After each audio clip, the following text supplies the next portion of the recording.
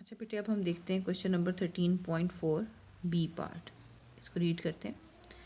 If a cadet succeeds 4 times out of 5 in shooting bull's eye, what is the probability that he will go wrong not more than 3 times in 10 attempts? He will go wrong not more than, he will go wrong का मतलब ये है कि उसका निशाना गलत हो जाएगा। he will go wrong not more than 3 times, के 3 से ज़्यादा दफ़ा उसका निशाना गलत नहीं होगा। नॉट मोर देन 3 का मतलब है 3 से ज़्यादा दफ़ा नहीं होगा, 3 या 3 से कम मरतबा उसका निशाना गलत होगा। Not more than 3 times in 10 attempts। अच्छा जी, यानी उसका निशाना गलत होने की आपने प्रोबेबिलिटी निकाल ली है कितनी दफ़ा के लिए। नॉट मोर देन 3 का मतलब है 3 या 3 से कम। ठीक होगी बेटे बात।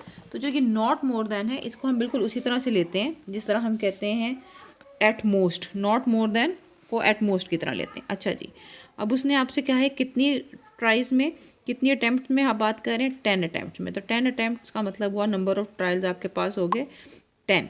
अच्छा, अब आप किस चीज़ में इंटरेस्टेड हैं? आप इंटरेस्टेड में हैं, आप इंटरेस्टेड हैं कि ही विल गो रॉन्ग। रॉन्ग का मतलब है कि उसका जो भी वो टारगेट है वो फेल हो जाए। अच्छा, अब आपके पास गिवन क्या चीज़ है कि ही सक्सीड्स 4 times out of 5, मगर आप किस चीज़ में इंटरेस्टेड हैं? आप हैं उसके रॉन्ग हो जाने में इंटरेस्टेड।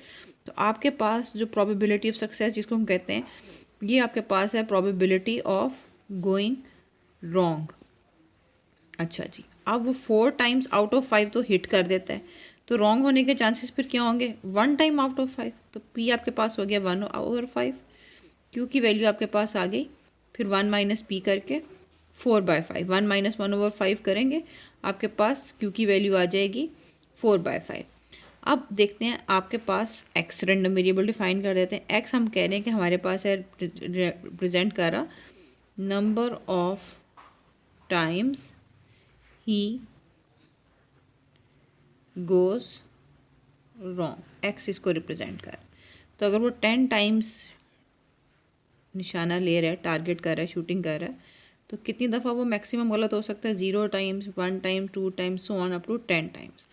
अब प्रोबेबिलिटी वो आपसे क्या पूछ रहा है फाइंड आउट करने को? Find the probability that he will go wrong not more than 3 times। Not more than 3, मैंने आपसे कहा नॉट मोर देन 3 का मतलब वही होता है जिसको आप दूसरे लैंग्वेज में कह सकते, मतलब दूसरे तरीके से कह सकते हैं कि एट मोस्ट 3, ज़्यादा से ज़्यादा 3।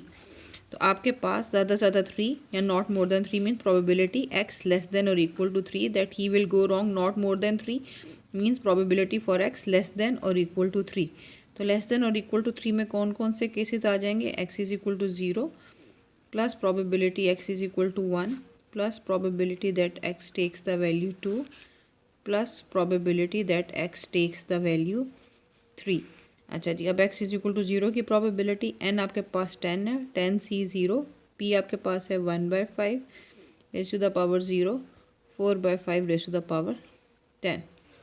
ना probability at x is equal to 1, so x की जगह क्या आ जाएगा? 10c1, 1/5 raise to the power 1 and 4/5 raise to the power 9। Now for x is equal to 2, 10c2, 1/5 raise to the power 2, 4/5 raise to the power 8।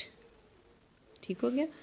Plus probability eight x is equal to 3, तो क्या हो जाएगा? 10c3, 1/5 raise to the power 3, 4/5 raise to the power 7। अब इसको आगे आप solve कर लेंगे, ये आपकी रिक्वायर्ड प्रोबेबिलिटी आ जाएगी।